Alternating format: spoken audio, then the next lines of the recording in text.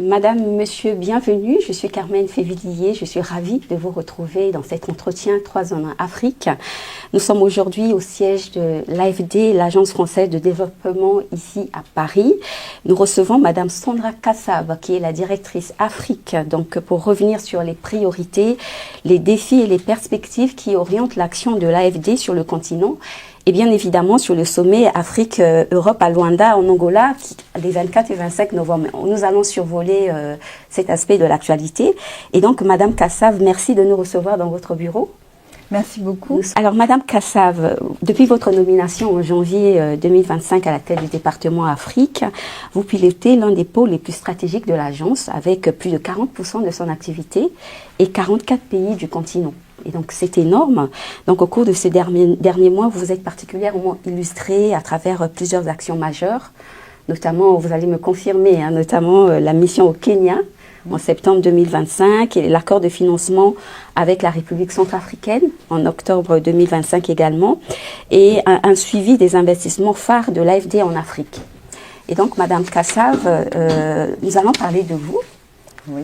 Parce que... si vous le souhaitez. Oui, vous intéressez beaucoup de gens. Vous êtes une femme, vous prenez la direction du département Afrique de l'AFD. Alors, on va parler de votre parcours personnel, de votre leadership. Quelle est votre ambition, justement, pour le département Afrique, Madame Kassav? D'abord, je vous remercie de me donner l'opportunité de me présenter et puis de partager ce que j'ai vécu ces derniers mois à la tête du département Afrique de l'Agence française de développement, bientôt 1 an.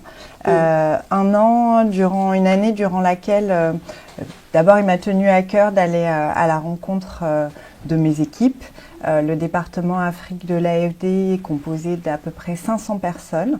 La majorité vivent dans les pays où nous travaillons, avec lesquels nous développons des partenariats. Donc je me suis beaucoup déplacée sur le terrain. En effet, j'ai sillonné de nombreux pays durant ces derniers mois afin de rencontrer ces équipes totalement engagées au service de notre mandat, de notre activité, de ces partenariats. Également rencontrer nos partenaires sur le terrain, les acteurs publics, les différents partenaires avec lesquels nous travaillons. J'ai pu également participer à différents événements africains qui se déroulaient sur le continent. Donc ça a été surtout pour moi l'ambition finalement déjà de prendre beaucoup d'énergie de tout ce qui se passe, de la force de ces partenariats, d'en valoriser le bilan, les impacts. Nous parlons de partenariats qui sont vibrants, qui ont des impacts concrets sur le terrain. Pour pouvoir les partager, également expliquer le rôle de notre institution, l'Agence française de développement, et le rôle des banques publiques de développement et de ce partenariat important entre le continent africain, la France, à travers l'AFD. À travers l'AFD, quelles sont vos priorités et comment vous envisagez de renforcer cette action que vous venez de décrire, Madame Kassav? Alors l'Agence française de développement, donc 500 personnes au sein de ce département qui portent plus de 1400 projets concrètement sur le terrain, qui ont pour mission à la fois d'apporter, de lutter contre la pauvreté dans les situations, les contextes les plus fragiles, également d'accélérer le développement, les trajectoires de développement dans les pays. Le rôle d'une banque publique de développement, c'est à la fois de contribuer à la consolidation macro et financière des pays. C'est également contribuer au financement des infrastructures durables qui, dans le cas où notamment les pays ont un moindre accès à des financements sur les marchés financiers internationaux ou à des conditions moins favorables. Donc les banques publiques de développement, par leur rôle de financement subsidiaire, apportent des ressources de long terme pour financer ces grands projets structurants. Également de soutenir les écosystèmes nationaux, le développement de dispositifs qui vont soutenir les services publics qui sont apportés dans les différents pays. une activité qui est importante, qui a été très soutenue en 2024 en particulier, qui le reste également en 2025, avec des financements, donc 40% de l'activité du groupe AFD au global, vous l'avez fait remarquer. Pour 2024, on parle de 5 milliards d'euros de financement apportés au continent africain à travers des projets d'infrastructures, d'investissement majeurs. Également des programmes qui soutiennent des politiques publiques structurantes pour le développement des pays, qui permettent aussi d'apporter un environnement favorable à l'investissement du secteur privé, qu'il est important d'accélérer puisque les financements, le développement et la croissance africaine est soutenue également par les acteurs privés et l'enjeu de mobilisation accélérée et accrue des acteurs privés est essentiel pour le continent. Essentiel pour le continent. Est-ce que comment vous comptez redéfinir justement le rôle de l'AFD sur le continent qui fait face actuellement à de nouveaux défis? Comment vous allez vous redéfinir vos actions? Alors d'abord, je voudrais souligner le fait que le partenariat qui existe déjà depuis plusieurs décennies, il est dynamique, il n'est pas du tout figé. On s'adapte continuellement aux besoins et à l'évolution des trajectoires des pays. Et c'est pour moi ce qui a été très intéressant d'observer. J'avais travaillé au sein du département Afrique au début de ma carrière et les premières années de ma carrière. J'ai ensuite eu l'opportunité de voyager, de travailler sur d'autres régions du monde. De revenir sur le continent africain, c'est aussi prendre le temps de voir dans quelle mesure il s'est transformé, dans quelle mesure les villes africaines se développent, le secteur privé se développe avec des dynamiques qui sont diverses d'un pays, d'une géographie à l'autre. Donc déjà, c'est l'important dans ce partenariat, c'est déjà de regarder, d'écouter nos partenaires de manière à comprendre leurs défis, les enjeux d'aujourd'hui, de proposer un partenariat de long terme. C'est la valeur ajoutée que peut apporter une banque publique de développement, de s'inscrire dans le temps long, d'apporter des financements dans le temps long pour financer des programmes structurants et des trajectoires dans la durée, également avec toujours une recherche des intérêts croisés. Nous portons une politique publique de la France tournée vers la solidarité, les enjeux globaux. Également, on se rend compte que ce sont des préoccupations partagées avec nos partenaires africains qui recherchent eux aussi des solutions durables, s'adapter au changement climatique, également proposer des emplois pour le plus grand nombre et notamment pour répondre aux aspirations de la jeunesse sur le continent. D'accord. Alors on va y revenir parce que vous avez cité au moins, vous avez parlé de projets structurants, vous avez parlé du climat et de la jeunesse, de l'emploi. Et donc on va y revenir. Mais avant tout, je voudrais vous poser une question que j'estime essentielle. Donc vous êtes une femme et la question que je voulais vous poser, c'est quelles sont les qualités essentielles pour piloter ce département Afrique qui est important qui est stratégique, je peux le dire, est stratégique au sein de l'AFD. Est-ce que votre leadership apporte quelque chose de nouveau?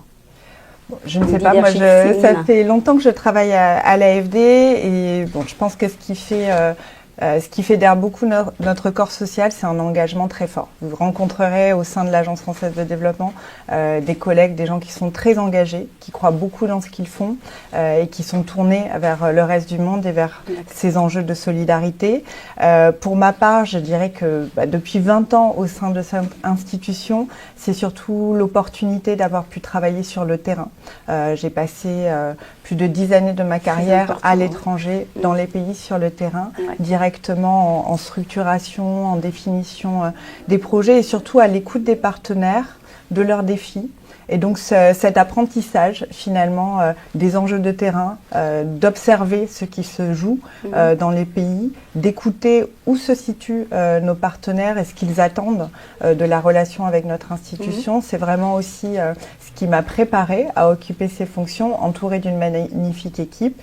Donc je le disais tout à l'heure, dans le réseau et à Paris, on est une quarantaine, l'équipe est composée d'une quarantaine de personnes qui sont également profondément engagées. Et tout au sein de l'institution, vous avez des expertises remarquables dans les domaines des infrastructures, du financement, tournées vers les impacts des projets. Exactement, et donc vous évoquez les enjeux Les enjeux, nous avons les infrastructures, nous avons l'emploi, comme vous venez de le dire, le climat, la diversification de l'économie et aussi les chaînes de valeur vertes pour comment les insérer pour une industrialisation. Comment l'AFD s'inscrit dans tout ça? Alors c'est à la fois, donc je le rappelais tout à l'heure, tout ce qui permet le développement des opportunités portées par le secteur privé, l'industrialisation, ça compte beaucoup d'avoir un niveau d'infrastructure durable, soutenable. On sait à quel point la qualité des infrastructures, leur capacité à servir l'industrie, l'approvisionnement énergétique, l'accès à l'électricité est essentiel, l'accès à l'eau également sont des facteurs essentiels pour que puisse se développer un tissu industriel performant et qui puisse faire face à la compétitivité régionale et internationale. Donc c'est déjà cet investissement dans les infrastructures durables, soutenables, qui est un élément essentiel, pilier de nos partenariats et de notre investissement pour soutenir les chaînes de valeur sur le continent. Également de soutenir à travers l'intermédiation financière, les acteurs qui eux-mêmes financent les entrepreneurs, l'industrie. Donc à la fois, nous avons une filiale Proparco qui elle-même peut investir dans des projets portés par le secteur privé, tout à fait, et qui intervient en financement direct plutôt sur des projets de taille déjà conséquente.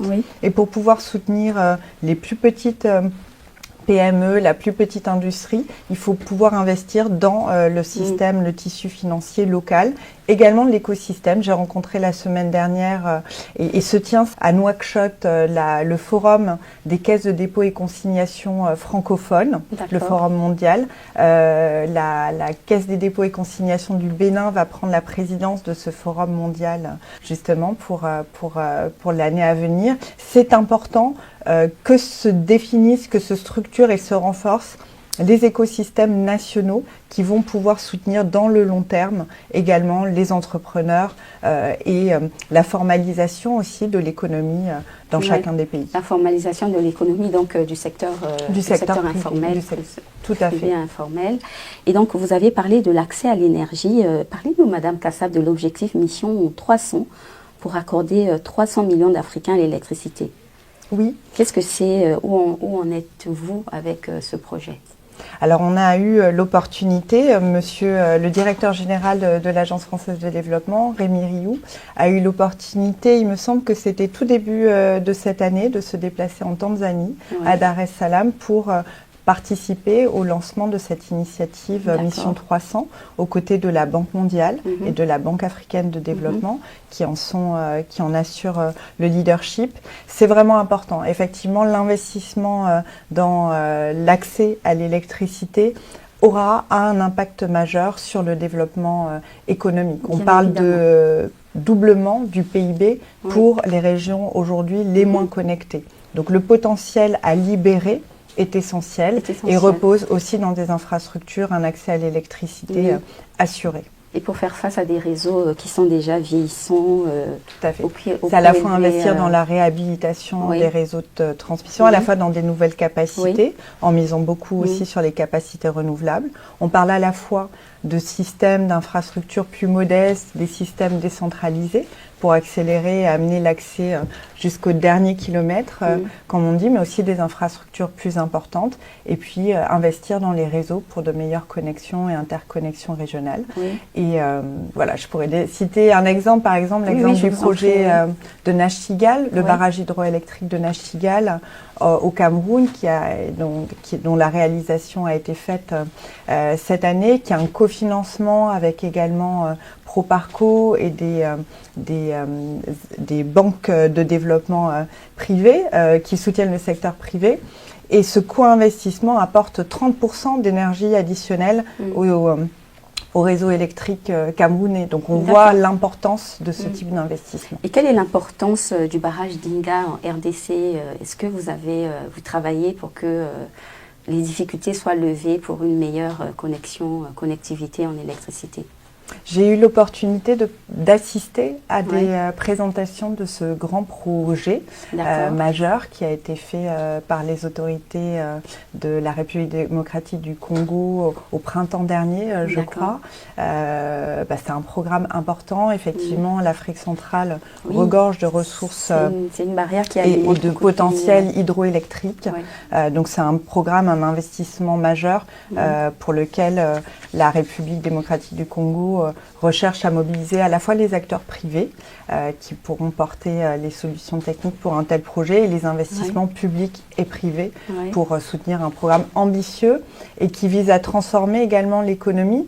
L'AFD contribue aussi pour sa part à l'enjeu de transformer l'économie pour pouvoir soutenir un tel projet, donc qui passe aussi par la formation professionnelle, par la réhabilitation du système électrique pour pouvoir accueillir également cette énergie lorsque l'investissement sera structuré. Oui, lorsque l'investissement sera structuré. Alors, Madame Kassav, on va parler de l'actualité, et une actualité forte qui a eu lieu à Luanda, en Angola, j'allais dire au Cameroun, parce que vous parlez du Cameroun, en Angola. Donc, c'était le sommet Europe-Afrique les 24 et 25 novembre, donc c'était récent. Donc, on voudrait savoir, il y a eu un certain nombre de conclusions sur un renouveau du partenariat Afrique-Union européenne, c'est comme ça qu'ils appellent ça. Et donc, Madame Kassav, l'AFD et le département Afrique, comment vous vous inscriviez dans cette actualité-là du sommet Afrique-Europe, un sommet pendant lequel il y a eu beaucoup de discours sur le secteur privé, sur le financement des projets, évidemment le climat, l'électricité. Et donc, qu'est-ce que l'AFD peut apporter? Oui, je pense que l'Union européenne a réaffirmé l'importance d'accompagner, de soutenir également des investissements, des co-investissements avec le continent africain. Elle a pu rappeler sa stratégie Global Gateway, l'importance d'investir dans des corridors stratégiques sur le continent.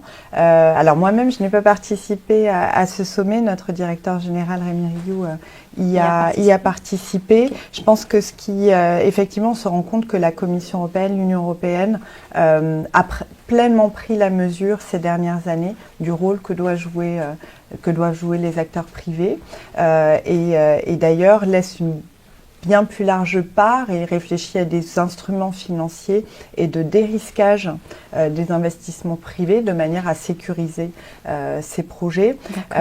Pour l'Agence française de développement, pour le groupe Agence française de développement, c'est particulièrement intéressant. Comme je le disais, nous sommes un groupe, nous avons une filiale Proparco dédiée au financement du secteur privé et cela fait longtemps finalement qu'avec notre casquette de banque publique de développement, nous sommes attentifs justement aux propositions articulées entre les financements du développement, mais également la mobilisation d'investisseurs privés, d'acteurs privés pour aller plus loin, pour amplifier les impacts. Donc je pense que c'est une opportunité aussi d'innover et de mieux articuler les bonnes volontés pour soutenir la croissance sur le continent et des opportunités économiques qui soient à la fois bénéfiques pour le tissu économique sur le continent africain. Et puis on le voit aussi qu'il y a une logique d'intérêt croisé avec les pays européens. Et c'est peut-être ce qui permet aussi d'inscrire ces partenariats dans le long terme, avec des intérêts croisés, partagés et stratégiques solides. D'accord. Alors justement, comment encourager davantage les investisseurs européens à s'engager en Afrique, puisqu'il s'agit de relever le secteur privé? Alors c'est vrai il est vrai qu'on constate parfois que la perception du risque est bien plus élevée sur le continent. Quels sont ces risques, Madame Kassav? Comment? Quels sont ces risques? Soit des risques juridiques, soit des risques financiers. Donc c'est pour partie une réalité en transformation, pour partie une perception aussi du risque. Et c'est peut-être là l'enjeu aussi, par l'action des partenaires au développement, par l'action des banques publiques de développement, de travailler justement sur qu'est-ce qui permet de dérisquer. C'est pas uniquement des outils sophistiqués, c'est aussi la confiance dans une sécurité juridique, dans des institutions qui respectent la règle de droit.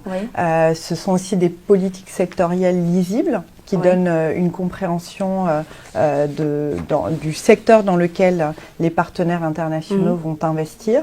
Et quelque part, à travers les programmes d'appui à des politiques sectorielles que nous finançons dans de nombreux pays, cela peut contribuer à apporter de la lisibilité.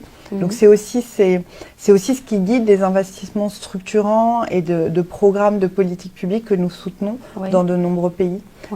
C'est aussi à travers ces programmes que l'on dérisque, et puis aussi des outils congrès de garantie. Donc c'est ce sur quoi l'Union européenne travaille notamment. Proparco également propose des outils de dérisking, et on voit la Banque mondiale à cette même démarche d'articulation plus forte des financements AIDA et des outils de garantie MIGA justement pour sécuriser les investissements. Ok, alors ce qui nous amène à parler de la digitalisation et de l'innovation, Madame Kassab. Alors, est-ce que le numérique peut devenir un levier pour accélérer les réformes justement de gouvernance et de transparence pour faire face à ces risques ? Alors, il est vrai qu'il y a un effet presque un peu de rattrapage et de saut amplifié à travers l'innovation numérique. D'abord, cette innovation numérique, on voit bien qu'elle peut accélérer les retombées économiques et les retombées positives sur les économies des pays. On parle quand même d'effets entre 0,6 et 2,5% sur une économie par un meilleur accès au numérique, par la digitalisation. C'est également la possibilité de fiabiliser, de rendre plus transparent des services publics. On parle beaucoup de e-gouvernance, e-administration. Donc cela peut permettre d'inclure davantage les usagers, l'accès aux services et de rendre ces services plus transparents par des outils modernes. Tout à fait. Et accélérer accélérer la rapidité. Tout à fait. Mais c'est ce dont le secteur privé a besoin. Donc la rapidité, la transparence. Tout à fait. Et les citoyens. Et les citoyens, bien sûr. Et les citoyens. Et donc, comment soutenir cette innovation numérique, notamment pour l'inclusion financière? Parce qu'on sait qu'il y a quand même un faible taux de bancarisation en Afrique. Alors, à la fois, Proparco accompagne notamment plusieurs réseaux et acteurs financiers dans la modernisation de leur système d'information, la digitalisation de leurs services. C'est aussi une activité, je n'ai pas encore mentionné Expertise France, qui est l'autre pilier du groupe, AFD, qui travaille également en renforcement d'acteurs publics, d'institutions, notamment sur des programmes d'e-gouvernance, pour la mise en place de services accessibles au public par les services numériques. Donc ce sont différents leviers d'accompagnement technique, d'investissement. On sait que ce sont aussi des investissements qui peuvent être importants pour les structures pour développer ces accès à travers les outils numériques. Et beaucoup d'innovations qui naissent aussi, qui se développent sur le continent en étant adaptées aux besoins des usagers. Ce n'est pas du tout accessoire ou gadget, c'est vraiment ancré et en réponse aux défis qui s'ancrent dans les différents pays. Et y compris avec beaucoup d'attention portée aux enjeux de langue qui vont être critiques et qui sont essentiels pour un meilleur accès en fait aux populations. Bien sûr. Alors, puisqu'on parle de financement, Madame Kassab, quels sont les nouveaux instruments financiers que vous envisagez, par exemple, pour intensifier l'investissement privé sur le terrain africain ? Alors, moi, j'ai coutume de dire, je suis désolée, malheureusement, les banquiers sont pas très innovants parfois, mais ce sont les partenaires et ce sont nos clients qui le sont. Sont pas rigides, mais nous sommes prudents. C'est toujours la banque. Il faut pas chercher tant d'innovation. Je pense que les outils de prêt, de garantie, d'accompagnement technique, on les connaît. Par contre, il y a des enjeux d'articulation entre les différents instruments qui peuvent être améliorés, qui peuvent être rendus plus performants. Donc, c'est surtout ça. On travaille beaucoup aussi en équipe France, sous l'animation du ministère de l'économie et des finances, de Bercy, avec BPI, avec Business France, pour réfléchir une articulation plus imbriquée des outils de financement du développement et des outils du commerce extérieur, aussi parce que nos partenaires et nos clients dans les pays attendent de nous à la fois de pouvoir apporter des financements, mais aussi des solutions technologiques, des solutions techniques adaptées, et parfois sont intéressés à mobiliser une expertise française connue qui les intéresse pour relever des défis en termes d'infrastructures durables, de solutions adaptées au changement climatique. Ça peut être sur divers enjeux. Merci beaucoup, Madame Kassav. Alors, on va revenir sur les priorités thématiques du département Afrique. On voudrait savoir comment l'AFD accompagne la transformation structurelle. Vous avez parlé de projets structurants. Oui. Donc, comment l'AFD accompagne cette transformation via l'intégration des chaînes de valeur? Parce que actuellement, c'est ce qui se dit. Il faut améliorer ces chaînes de valeur. Donc, je vous laisse, je ne fais pas de commentaires, je vous laisse poursuivre. Oui, j'ai beaucoup parlé du financement, de l'investissement dans les infrastructures durables, qui est vraiment un enjeu fondateur, fondamental, d'accélérer ces investissements majeurs. Et on a d'ailleurs récemment publié une nouvelle stratégie pour le soutien aux infrastructures durables. C'est vraiment essentiel et ça reste essentiel pour le continent africain. C'était d'ailleurs le thème de la dernière conférence qui a eu lieu la semaine dernière à l'OCDE, de soutenir le financement des infrastructures sur le continent africain. Oui, parce que la ZLECAf arrive. Tout à fait. Donc c'est aussi... Tout à fait. Oui. Ce sont les corridors aussi, les infrastructures dans leur dimension parfois régionale et transfrontalière. C'est également travailler sur les enjeux de marché, de décloisonnement des marchés, d'intégration. Donc là, l'AFD est également partenaire de l'Union africaine sur le projet de ZLECAf qui vise à unifier un marché commercial africain, lever des barrières douanières. Donc c'est à la fois à travers d'études, des assistances techniques, de l'accompagnement technique, travailler également sur les dimensions institutionnelles et juridiques de ces transformations. Donc à la fois à travers l'AFD et Expertise France est mobilisée sur ces programmes. Donc c'est important aussi. On voit aujourd'hui que le commerce, la compétitivité sont redevenus des enjeux de vraie concurrence internationale. Et il est important que les marchés africains, les économies africaines soient aussi articulées de manière à être plus fortes et à arriver plus musclées sur les marchés internationaux. Donc les grandes infrastructures, le renforcement du marché régional panafricain, également à des échelons régionaux, et puis soutenir des acteurs industriels à partir de la PME, des petites industries également, et progressivement aussi accompagner des industries de plus grande taille. Donc à la fois Proparco le fait en financement direct. On soutient également l'innovation à travers Digital Africa. Et puis on accompagne à travers l'AFD, on a un programme qui s'appelle Choose Africa, qui vise à accompagner justement à la fois les acteurs financiers nationaux, mais également l'écosystème de promotion de l'entrepreneuriat. Et donc ce programme, il est déjà déployé au Sénégal, en Côte d'Ivoire. On démarre en Afrique du Sud aussi, au Bénin. Alors en Afrique du Sud, c'est notamment Proparco à travers des lignes de crédit bancaire. D'accord.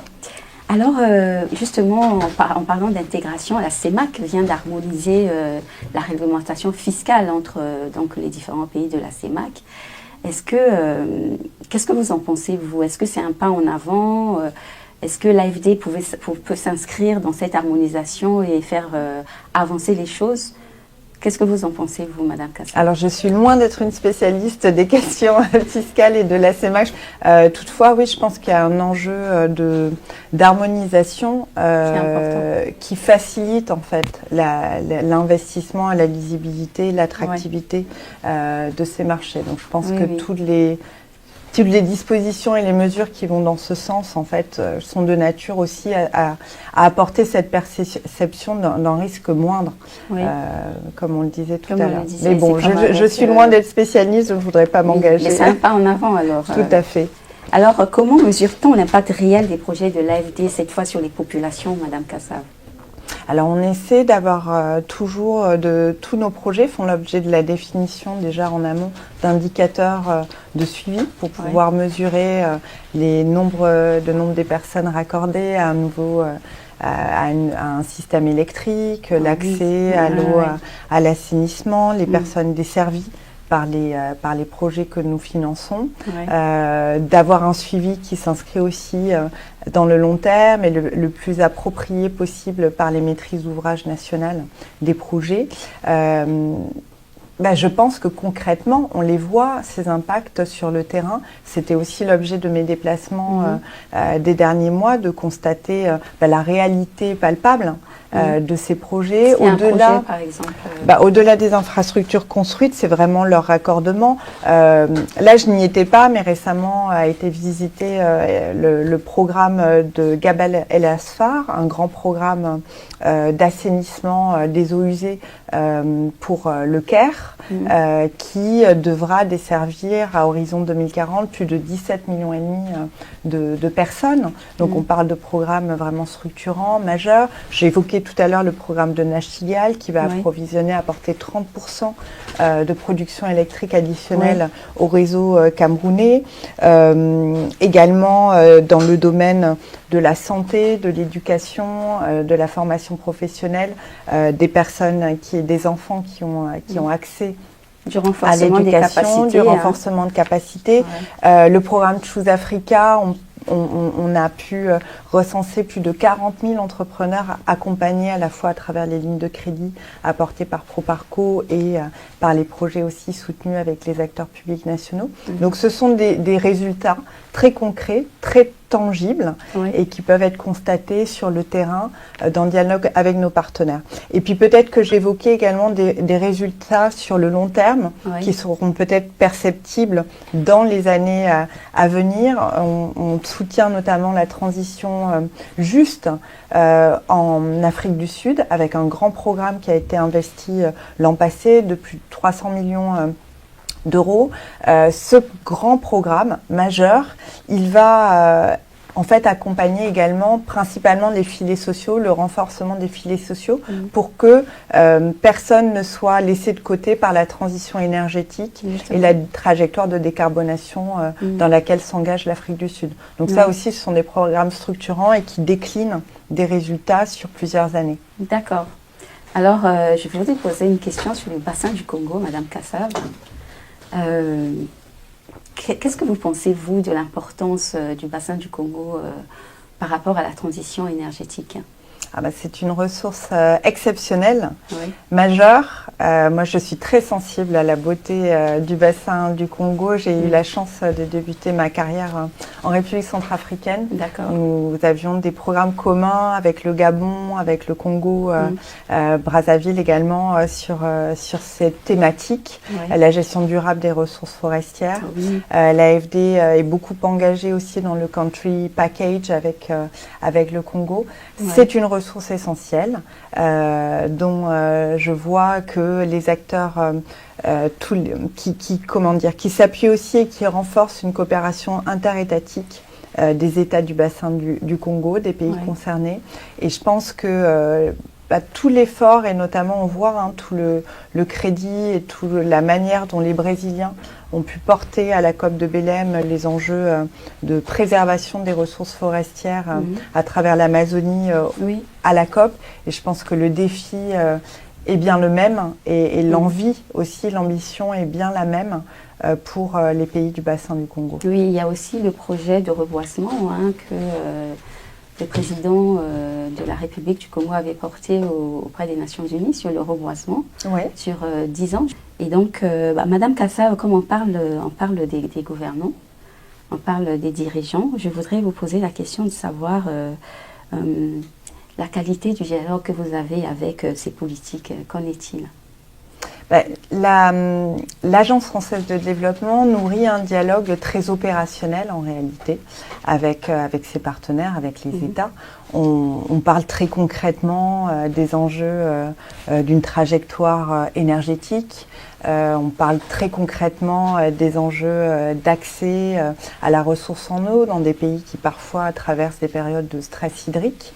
Donc c'est vrai que nous avons un dialogue qui touche des politiques publiques, des politiques sectorielles essentielles pour ces pays, mais notre dialogue est plus technique et opérationnel que véritablement politique. Mais il s'inscrit forcément dans des enjeux qui sont importants pour ces pays. Et en fait, c'est très intéressant, très stimulant justement de se situer à ce niveau opérationnelles, des politiques sectorielles, des trajectoires de développement économique et d'accès des populations à certains services, de ces trajectoires de développement durable avec ces pays, qui vient compléter le dialogue plus politique porté par les autorités diplomatiques françaises, nos ministères. Bien sûr. Alors, Madame Kassav, quelles sont les difficultés que vous rencontrez justement dans l'exécution de ces projets et comment vous y remédiez? Alors, on essaie de ne pas avoir des difficultés, mais seulement des solutions. Seulement des solutions aux difficultés. On parle de défis. Donc en France non plus, il y a des défis qui sont parfois importants et qui demandent de l'adaptation. Mais pas impossible à surmonter. Mais pas impossible à surmonter. Les solutions, elles sont parfois techniques, elles sont parfois d'ajustement juridique ou financier dans les projets. Et surtout, c'est ce qui fait que finalement les projets, c'est un dialogue continu. Et que tout ne se joue pas à la définition ou à l'annonce du projet, mais dans le parcours et le dialogue de long terme que l'on construit. Et c'est pour ça qu'on se présente comme un bailleur de long terme, de moyen long terme, parce qu'on accompagne finalement la vie des projets. Et ce sont nos agences en fait sur le terrain qui ont ce contact de proximité, qui vont pouvoir accompagner, pouvoir aider à surmonter à chaque fois qu'il y a des ajustements à réaliser liés à la vraie vie des projets que nous accompagnons. Alors, quels sont les secteurs où l'AFD pourrait accélérer son action en Afrique? Le domaine, les enjeux de financement des infrastructures durables qui demandent des financements importants. On parle d'investissements fortement capitalistiques, demandent des investissements majeurs.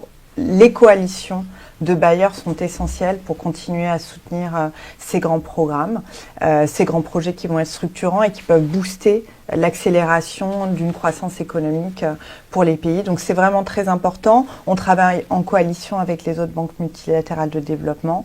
On a également, donc Rémi Rioux, notre directeur général, a aussi porté haut la plateforme Finance en commun, justement pour que les banques publiques de développement, pas uniquement multilatérales, également nationales dans les pays, puissent accompagner ces investissements et accélérer la mobilisation pour ces transformations vraiment importantes. Donc je dirais les infrastructures au sens large, les infrastructures durables qui respectent la planète, l'environnement et qui permettent un meilleur accès des populations à des services de qualité.